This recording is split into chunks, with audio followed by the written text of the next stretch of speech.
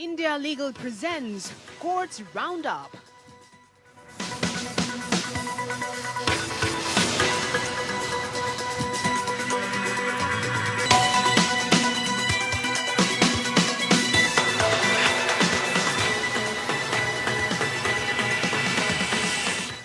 नमस्कार, मैं हूं आपके साथ नेहा दुबे। कोर्ट्स राउंडअप में आपका बहुत स्वागत है। इस बुलेटिन में अगले आधे घंटे हम आपको कोर्ट से जुड़ी तमाम छोटी बड़ी खबरों से करवाएंगे रूबरू। कोर्ट की कार्रवाई और सुप्रीम कोर्ट से लेकर हाई कोर्ट से लो कोर्ट तक के फैसलों को रखेंगे आपके सामने। तो आइए शुरू करते हैं कोर्ट्स राउंडअप।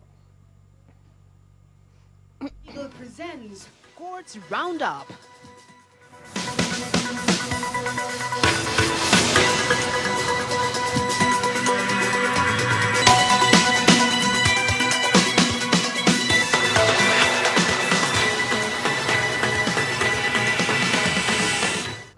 सुप्रीम कोर्ट ने दिल्ली हाई कोर्ट द्वारा बार काउंसिल ऑफ इंडिया के चेयरमैन मनन कुमार मिश्रा को राज्यसभा से अयोग्य ठहराने की याचिका खारिज करने के खिलाफ दायर चुनौती खारिज की।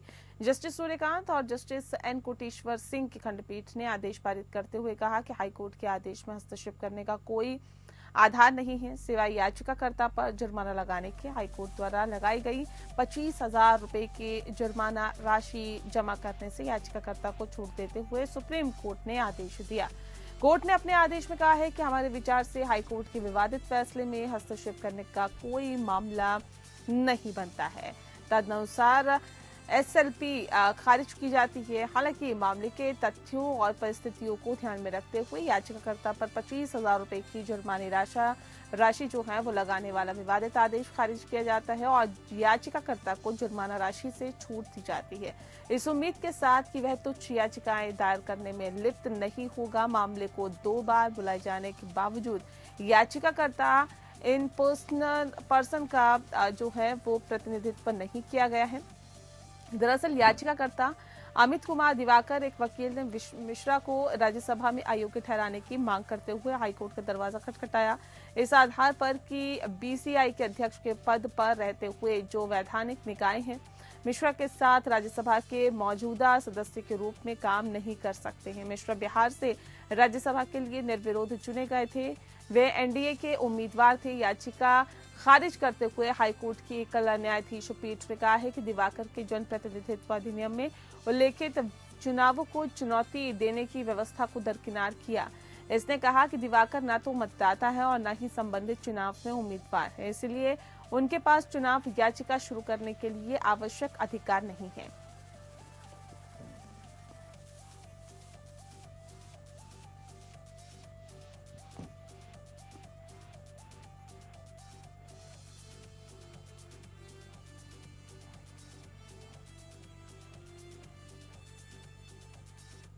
जल जीवन मिशन घोटाले के आरोपी पदम चंद जैन को मनी लॉन्ड्रिंग मामले में जमानत देते हुए सुप्रीम कोर्ट ने स्पष्ट किया कि दिल्ली के पूर्व उप मुख्यमंत्री मनीष सिसोदिया को जमानत देने का आदेश संविधान के अनुच्छेद 142 के तहत शक्तियों का प्रयोग करते हुए पारित नहीं किया गया।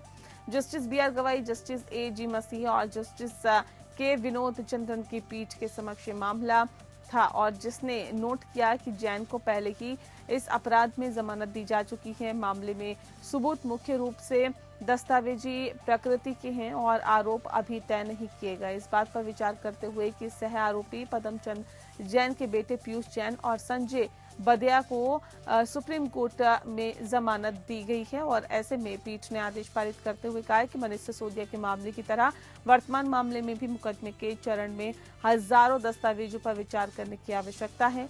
इसी तरह कई गवाहों की जांच करने की आवश्यकता है। वर्तमान मामले में मुख्य साक्ष्य दस्तावेजी प्रकृति के हैं जिन्हें अभियोजन एजेंसी ने पहले ही जब्त किया है और ऐसे में उनके साथ छेड़छाड़ की कोई संभावना नहीं है। ये भी ध्यान देने योग्य है कि जिस मंत्री के लाभ के लिए कथित लेन देन हुआ है उसने भी वर्तमान मामले में आरोपी के रूप में नहीं फंसाया गया। याचिकाकर्ता पहले से ही पूर्वगामी अपराध में जमानत पर रिहा है। मामले के इस दृष्टिकोण से हम आवेदन को स्वीकार करने के लिए इच्छुक हैं। जहां तक दिल्ली हाईकोर्ट के विवादित आदेश की व्याख्या मनीष सिसोदिया के मामले में सुप्रीम कोर्ट के जमानत आदेश के रूप में की गई।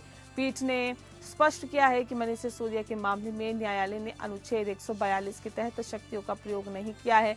न्यायालय ने माना है कि धारा 45 पीएमएल एक्ट में 2 शर्तें संविधान के अनुच्छेद 21 के तहत दिए गए संविधान सुरक्षा उपायों को खत्म नहीं कर सकती है। हमने माना है कि लंबे समय तक कारावास को पूर्व परीक्षण हिरासत में बदलने की अनुमति नहीं दी जा सकती है। सीनियर एडवोकेट सिद्धार्थ लूथरा और सिद्धार्थ अग्रवाल ने पदम चंद्र जैन की ओर से पेश हुए और अन्य बातों के साथ साथ तर्क दिया कि सह आरोपी पीयूष जैन और संजय बदिया को पहले ही जमानत दी गई है। इसके अलावा उन्होंने इस बात पर भी जोर दिया कि अधिकांश साक्ष्य दस्तावेजी प्रकृति के हैं, जिसमें 8600 पृष्ठ हैं और इसीलिए छेड़छाड़ की कोई संभावना नहीं है। उन्होंने ये भी बताया कि मामले में मुकदमा अभी शुरू होना बाकी है। दूसरी ओर additional solicitor general SV Raju ED के लिए ने जैन की जमानत याचिका का विरोध करते हुए कहा कि सह आरोपी पीयूष जैन और संजय बदिया की तुलना में उनकी भूमिका बहुत गंभीर है। उन्होंने आगे कहा कि जब तक धारा 45 पीएमएलए के तहत दोहरी शर्तों का पालन नहीं किया जाता तब तक जमानत नहीं दी जा सकती है। वकीलों की सुनवाई के बाद खंडपीठ ने पदम चंद जैन को जमानत दी।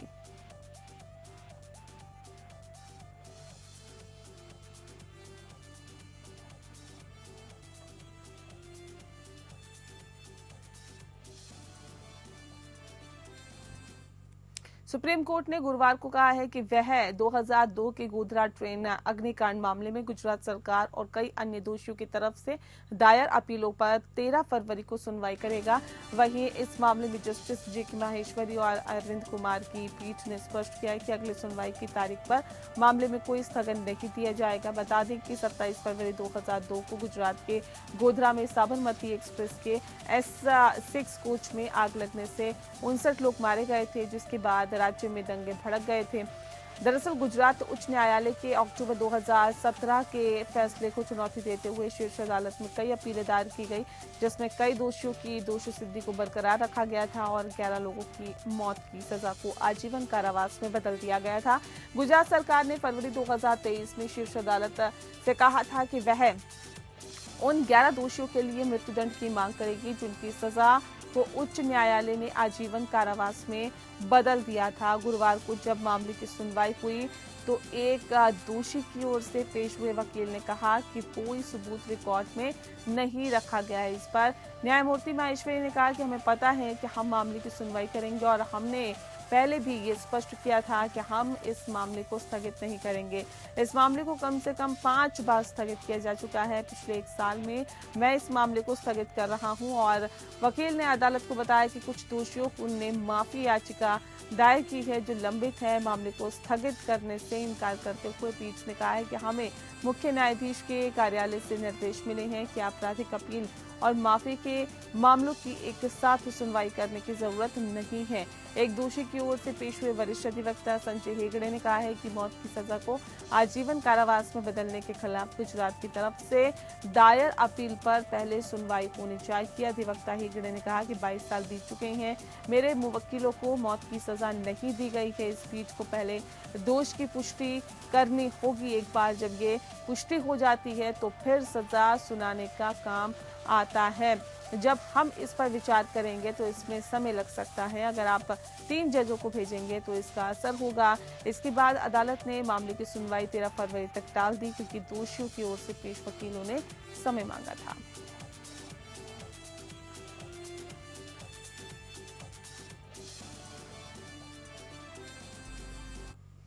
देश भर की विभिन्न जेलों में बंद पाकिस्तानी कैदियों को लेकर दाखिल याचिका पर सुप्रीम कोर्ट ने सुनवाई से इनकार कर दिया। जस्टिस एम सुंदरेश की बेंच ने कहा कि इस मसले पर एक याचिका 2005 से ही पेंडिंग है, जिस पर सुप्रीम कोर्ट सुनवाई कर रहा है। ऐसे में कोर्ट इस इस नई याचिका पर सुनवाई करने का इच्छुक नहीं है। दरअसल पंजाब के फगवाड़ा के वकील नितिन मिट की ओर से दाखिल याचिका में कहा गया था कि विदेश मंत्रालय के पिछले साल उपलब्ध कराए गए आंकड़ों के मुताबिक भारतीय जेलों में बंद 337 पाकिस्तानी कैदियों में से 103 कैदी ऐसे हैं जिनकी सजा पूरी हो चुकी है या बरी हो चुके हैं, लेकिन अभी भी वो भारतीय जेलों में बंद है। याचिका में अपनी सजा पूरी कर चुके 103 पाकिस्तानी कैदियों की रिहाई के लिए भारत सरकार को निर्देश देने की मांग करते हुए याचिका दाखिल की गई।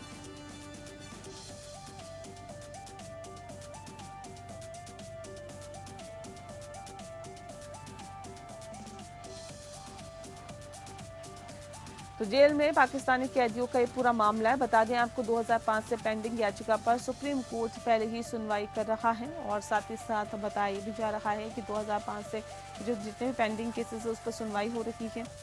कोर्ट इस नई याचिका पर सुनवाई करने को इच्छुक फिलहाल नहीं है। बताया भी जा रहा है कि कोर्ट बिल्कुल भी इच्छुक नहीं है इस नई याचिका पर सुनवाई करने के लिए। सजा पूरी हो चुके जो 103 पाकिस्तानी कैदियों की रिहाई की मांग भी यहाँ पर की गई है।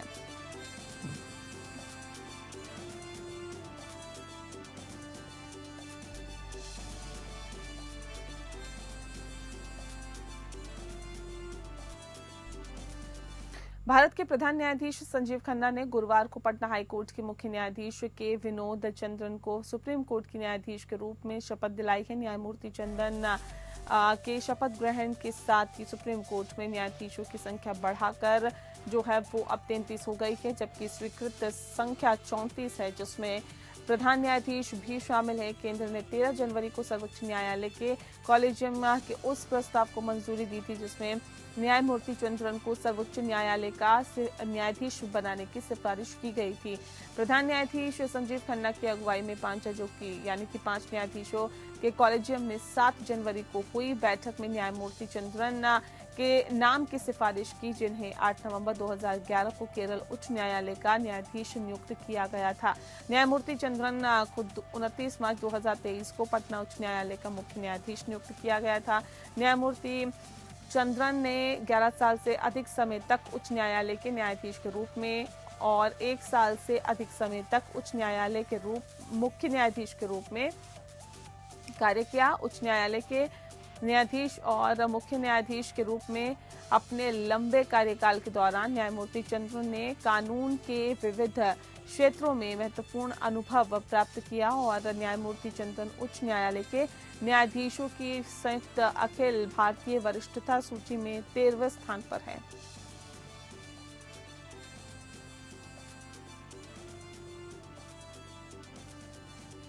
सुप्रीम कोर्ट के जज जस्टिस के.वी. विश्वनाथन ने 2014 के कोयला ब्लॉक आवंटन मामलों से संबंधित याचिकाओं की सुनवाई से खुद को अलग कर लिया है। Chief justice of India CJI Sanjeev Khanna, justice Sanjay Kumar और जस्टिस के.वी. विश्वनाथन की पीठ एम.एल. शर्मा कोयला घोटाला मामले में प्रवर्तन निदेशालय ईडी द्वारा दायर आवेदनों पर सुनवाई कर रही थी। जस्टिस विश्वनाथन ने खुलासा किया है कि विद कॉमन कॉज एंड और बनाम यूनियन ऑफ इंडिया और गिरीश कुमार सुनेजा बनाम केंद्रीय जांच ब्यूरो के संबंधित मामलों में एडवोकेट के रूप में पेश हुए और ऐसे में मामले में सीजेआई ने कहा कि कुछ कठिनाइयां हैं। मेरे भाई जस्टिस विश्वनाथन को शायद कुछ मामलों में वकील के रूप में पेश हो रहे थे। वहीं जस्टिस विश्वनाथन ने आगे कहा कि कॉमन कॉज और गिरीश सुनेजा दोनों में बिल्कुल सामान्य पदानुक्रम का प्रचार किया है और ऐसे में ये ईडी है। मैंने आवेदन का अध्ययन किया लेकिन मैंने चीफ जस्टिस को बताया जी हाँ, कॉमन कॉज केस मुख्य कोल ब्लॉक आवंटन मामले से जुड़ा हुआ मामला था, जहां न्यायालय ने 2014 में 1993 और 2011 के बीच कोल ब्लॉकों के आवंटन प्रतिस्पर्धी बोली के माध्यम से किए गए आवंटन को छोड़कर इसे मनमाना और अमान्य माना था।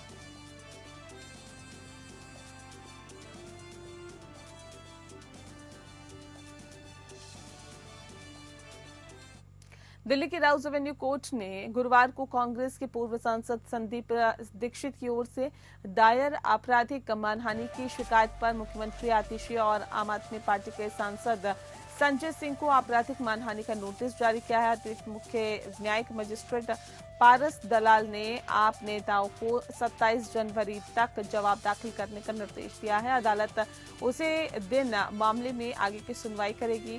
मानहानि शिकायत में आरोप लगाया गया है कि आतिशी और सिंह ने जानबूझकर दीक्षित की साख को नुकसान पहुंचाया। इसमें दावा किया गया कि एक संवाददाता सम्मेलन में आतिशी और सिंह ने आरोप लगाया था कि दीक्षित ने न केवल भाजपा से करोड़ों रुपए लिए बल्कि कांग्रेस ने आपको हराने के लिए भारतीय जनता पार्टी के साथ मिली भगत भी की है। संदीप दीक्षित दिल्ली के पूर्व मुख्यमंत्री अरविंद केजरीवाल के खिलाफ नई दिल्ली निर्वाचन क्षेत्र से चुनाव लड़ रहे हैं।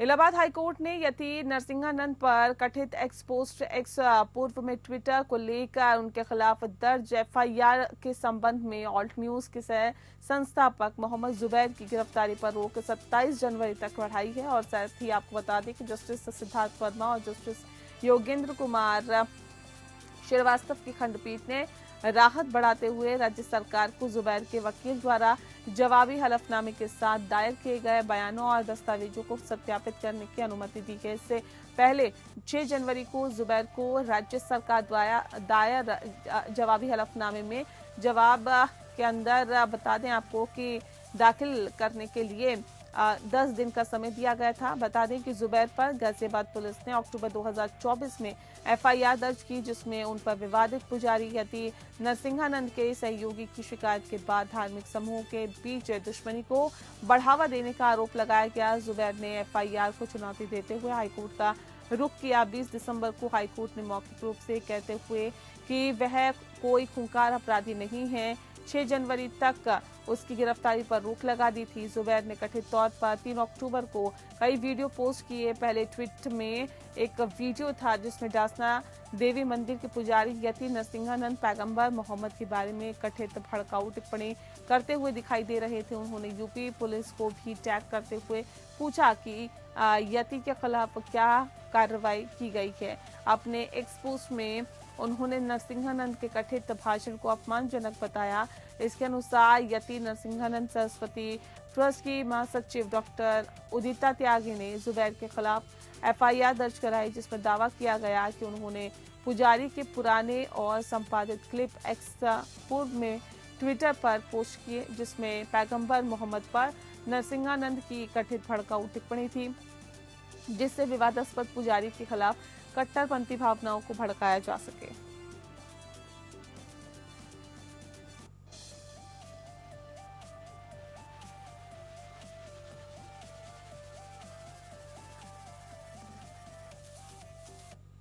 अगली खबर का रुख करते हैं। इलाहाबाद हाईकोर्ट ने परित्याग के आधार पर तलाक का आदेश देते हुए कहा है कि केवल इसीलिए कि पत्नी शराब पीती है क्रूरता नहीं मानी जाती है और जब तक कि वह उसकी ओर से असभ्य व्यवहार न किया जाए। पीठ ने कहा शराब पीना अपने आप में क्रूरता नहीं मानी जाती है और जब तक पीने के बाद अनुचित और असभ्य व्यवहार न किया जाए। हालांकि मध्यम वर्गीय समाज में शराब पीना अभी भी वर्जित है और संस्कृति का हिस्सा भी नहीं है, फिर भी रिकॉर्ड पर कोई दलील नहीं है जो ये दिखाए कि शराब पीने से पति अपीलकर्ता के साथ क्रूरता कैसे हुई। दरअसल दोनों पक्षों के बीच विवाह 2015 में संपन्न हुआ था।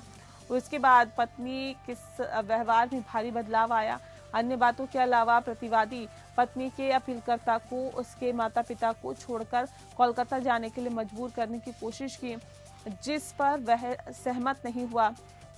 आखिरकार पत्नी अपने नाबालिग बेटे के साथ कोलकाता चली गई और पति के अनुरोध के बावजूद वापस लौटने से इनकार कर दिया। अपीलकर्ता पति ने लखनऊ में तलाक की याचिका दायर की थी। चूंकि पत्नी पेश नहीं हुई, इसीलिए न्यायालय ने एक तरफा कार्रवाई की और इस आधार पर तलाक की याचिका को खारिज कर दिया कि पत्नी द्वारा क्रूरता साबित नहीं हुई है।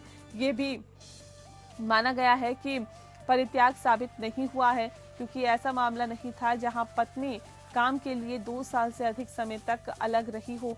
ये देखते हुए कि क्रूरता साबित करने का भार वादी अपीलकर्ता पर है, न्यायालय ने माना है कि पत्नी के व्यवहार में परिवर्तन दिखाने के लिए कोई विशेष घटना नहीं कही गई जिससे क्रूरता की बात सामने आई। ये माना गया कि शराब पीने के आरोप मात्र क्रूरता की बात नहीं हो सकते हैं जब तक कि उसके बाद कुछ खास व्यवहार ना किया जाए। ये देखा गया कि गर्भावस्था के दौरान शराब पीने के आरोप साबित नहीं हुए हैं क्योंकि बच्चे में कमजोरी या अन्य चिकित्सा बीमारियों के कोई भी लक्षण नहीं दिखे हैं।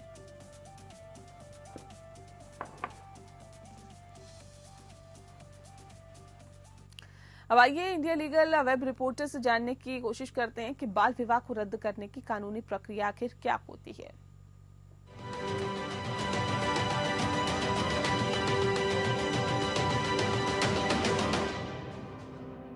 क्या बाल विवाह इलीगल है? बाल विवाह जो कि वर्जित है, फिर भी समाज के कुछ हिस्सों में अभी भी होता है। Prohibition of child marriage act 2006 ऐसे विवाहों को खत्म करने और प्रभावित व्यक्तियों की सुरक्षा के लिए कानूनी फ्रेमवर्क देता है। पीसीएमए के सेक्शन 3 क्लॉज 1 के तहत अगर किसी व्यक्ति की शादी एक माइनर के रूप में हुई हो तो वो अपनी शादी को रद्द करने के लिए लिमिटेशन पीरियड के 2 साल के अंदर प्रार्थना कर सकता है। मेजॉरिटी की उम्र 18 साल है मेजॉरिटी एक्ट के अनुसार, लेकिन कानूनी रूप से शादी की उम्र लड़कों के लिए 21 साल और लड़कियों के लिए 18 साल है, जो एनलमेंट की लिमिटेशन पीरियड में जेंडर डिस्क्रिमिनेशन का प्रश्न पैदा करती है। पीसीएमए एक सेक्युलर यानी धर्मनिरपेक्ष कानून है और ये पर्सनल लॉज को ओवरराइड करता है, जैसे कि मुस्लिम लॉ जो 15 साल में शादी की अनुमति देता है। बाल विवाह रद्द करने के लिए डिस्ट्रिक्ट कोर्ट में एक पिटीशन फाइल करनी होती है जिसमें जन्म प्रमाण पत्र जैसे सबूत देने होते हैं। अगर कोर्ट को लगता है कि रद्द करने के लिए आधार सही है तो वो डिक्री ऑफ एनलमेंट पास करता है और अक्सर प्रभावित व्यक्ति खास करके पत्नी के लिए परमानेंट एलिमनी का भी आदेश देता है जो न्याय और सुरक्षा सुनिश्चित करता है। For more such legal updates follow India legal.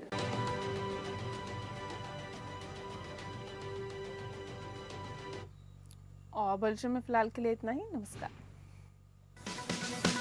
India Legal presents Courts Roundup.